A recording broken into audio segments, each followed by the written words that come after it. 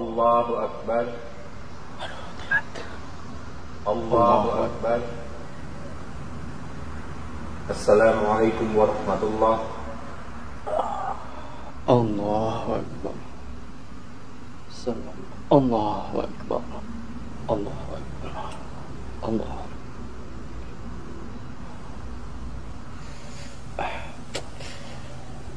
Allahu Akbar.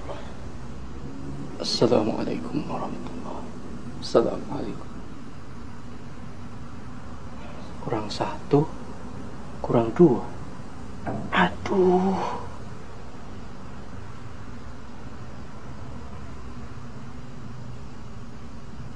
Alhamdulillah wassalatu wassalamu ala rasulillah. Pemirsa yang berbahagia, apa yang kita saksikan adalah satu kejadian ketika orang lupa sehingga dia ragu mengenai jumlah rakaat dalam sholat yang telah dia kerjakan. Ketika kita mengalami semacam ini, ada beberapa hal yang perlu kita perhatikan. Yang pertama, bahwasanya ragu terkait jumlah rakaat sholat itu tidak membatalkan sholat. Sehingga ketika kita mengalami keraguan, silahkan Anda memilih mana yang lebih mendekati kebenaran, atau jika kita lupa sama sekali dan tidak bisa memilih, maka kita memilih yang lebih sedikit.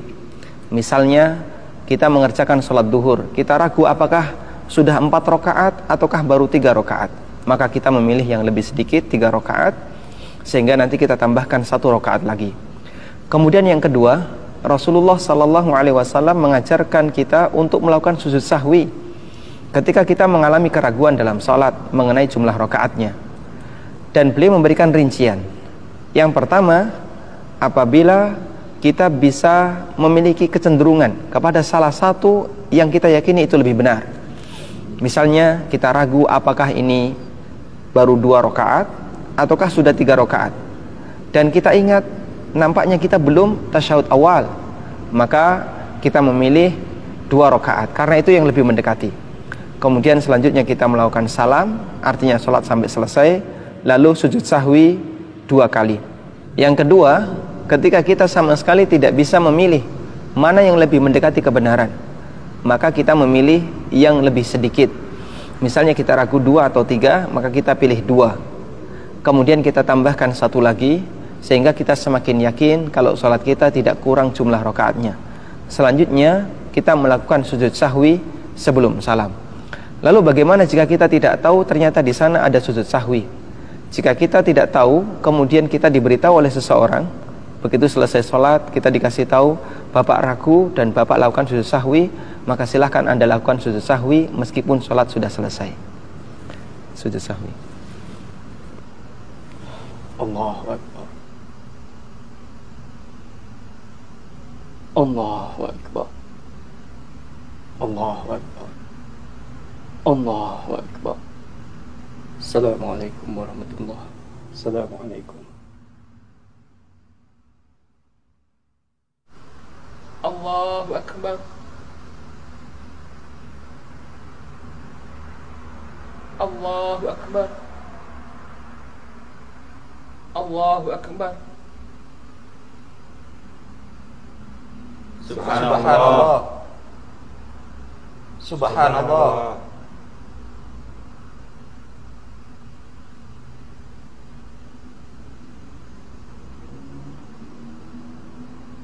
Allahu Akbar.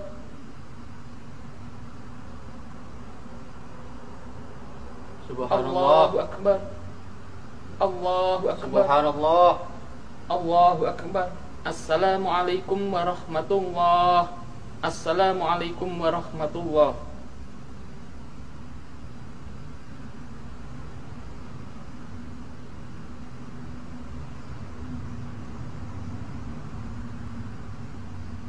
Alhamdulillah wassalatu wassalamu ala rasulillah. Pemirsa yang berbahagia, adegan yang baru saja kita saksikan adalah salah satu di antara contoh bagaimana ketika orang tidak paham tentang sujud sahwi dalam sholat berjamaah. Apa yang dilakukan oleh imam dan apa yang dilakukan oleh beberapa makmum sudah benar. Ketika imam sujud sahwi, makmum yang lain ikut sujud sahwi. Namun ada satu makmum yang dia tidak paham kalau itu sujud sahwi, sehingga ketika imam melakukan sujud sahwi, makmum menyangka bahwasanya ini kesalahan, sehingga dia ingatkan dengan mengucapkan subhanallah. Dan terkait sujud sahwi dalam sholat berjamaah, kaidah yang berlaku bagi makmum adalah ketika imam melakukan sujud sahwi sebelum salam, maka makmum juga ikut sujud sahwi bersama imam, karena makmum harus mengikuti imam.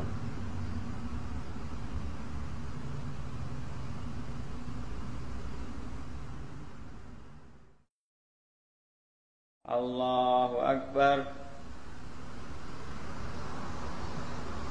Allahu Akbar.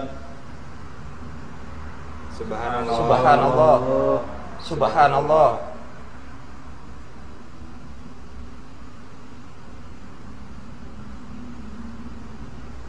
Alhamdulillah wassalatu wassalamu ala Rasulillah. Pemirsa yang berbahagia, apa yang kita saksikan adalah salah satu di antara contoh kejadian terjadinya perbedaan pendapat antara imam dengan makmum.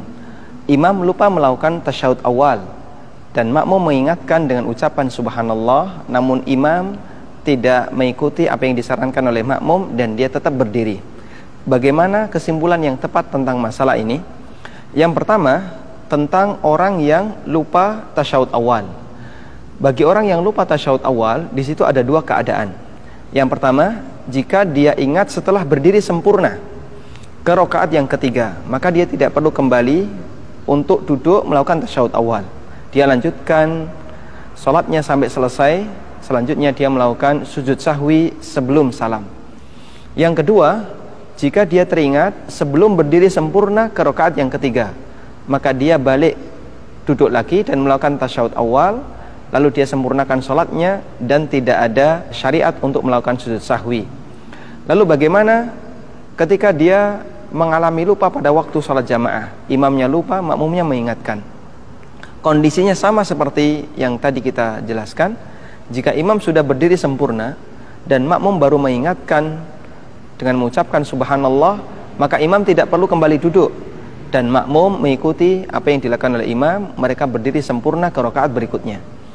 Namun jika imam sudah diingatkan sebelum imam berdiri sempurna, sehingga ucapan subhanallah sudah diterima oleh imam sebelum berdiri sempurna, maka imam kembali duduk dan melakukan tasyahud awal.